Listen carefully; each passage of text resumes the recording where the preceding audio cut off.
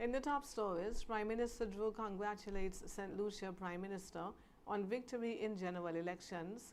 St. Lucia Labour Party returns to power following island's general elections, and former Honduran president released from prison. Hello and welcome to the ZIZ Midday newscast. Today is Tuesday, the 2nd day of December, and I am Jasmine Thomas. First, on the local scene, Prime Minister the Honorable Dr. Terence Drew has congratulated St. Lucia's Prime Minister Philip Pear on his party's victory in the island's general elections on Monday. I extend warm congratulations to Prime Minister the Honorable Philip J. Pear on his return as Prime Minister and to the St. Lucia Labour Party on their victory in the general elections. The people of St. Lucia have once again spoken clearly through a peaceful and democratic process, reaffirming their confidence in his leadership and in the direction the St. Lucia Labour Party has set. As they begin this new mandate, I look forward to continued collaboration between St. Christopher and Nevis and St. Lucia, especially as we work together within CARICOM and the OECS to strengthen regional development, economic resilience, and opportunities for our people. Democracy remains the cornerstone of our Caribbean family, and today, St. Lucia has exemplified that once more. Best wishes to Prime Minister Pear, his team, and the people of St. Lucia for a successful term ahead. And 175 students were recipients of the annual Taiwanese Monetary Scholarship Award at a ceremony held at the Immaculate Conception Catholic Church Auditorium on Monday, 1st December. Resident Ambassador of the Republic of China, Taiwan, His Excellency Edward Ling Wen Tao, used the scholarship event to remind the audience of the objective of the Human Resource Development Project and expressed his country's continued commitment to empowering youths through education while reinforcing the bond between the Republic of China, Taiwan, and St. Christopher and Nevis. Mrs. Lisa Pestana, Permanent Secretary in the Ministry of Education, expressed gratitude on behalf of the Minister of Education and, by extension, the government and people of the Federation of St. Christopher and Nevis for the unwavering support that Taiwan has been offering through the Human Resource Development Project. The Nevis Island Administration, NIA, has confirmed a major milestone in the island's renewable energy agenda, announcing that a drilling company has been selected to undertake the production wells for the Nevis geothermal project.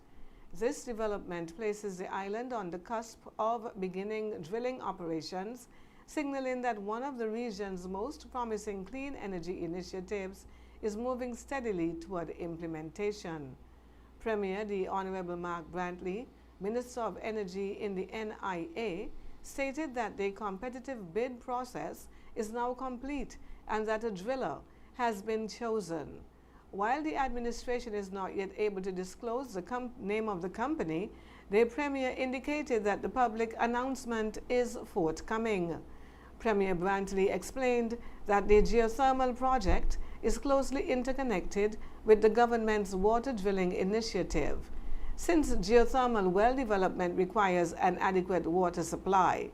He said one of the sites identified for water drilling at Hamilton is located near the geothermal drill site, demonstrating that the administration has deliberately aligned its infrastructural priorities. And now for a look at news on the regional scene. Early vote tabulations on Election Day indicate that the St. Lucia Labour Party, SLP, is on track for a return to government, even as the official count remains underway Monday evening. Preliminary vote totals from the first tally show the SLP at 27,156 votes, ahead of the United Workers' Party at 19,009 votes. With ballots still being counted, St. Lucia is divided into 17 constituencies with 180,000 voters registered for the general election. Approximately 44 candidates and 8 independents contested the polls, which regional observers have widely described as a two-party contest between the SLP and UWP. And now for a look at news on the international scene. Juan Orlando Hernandez, the former president of Honduras, has been released from a U.S. prison according to online records of federal inmates after he received a pardon from U.S. President Donald Trump for drug charges. The records show Hernandez was released from the high-security facility of USP Hazleton in West Virginia on Monday. Hernandez was found guilty in March 2024 of conspiring to import cocaine to the U.S. and of possessing machine guns. He was sentenced to 45 years in prison. The U.S. president said Hernandez had been treated very harshly and unfairly in a social media post announcing the move on Friday. We now take a look at the weather. Present weather across St. Kitts and Nevis is partly cloudy skies. Winds are from the southeast at 6 to 15 miles per hour, becoming light and variable at times. Seas are 1.2 to 1.8 meters or 4 to 6 feet.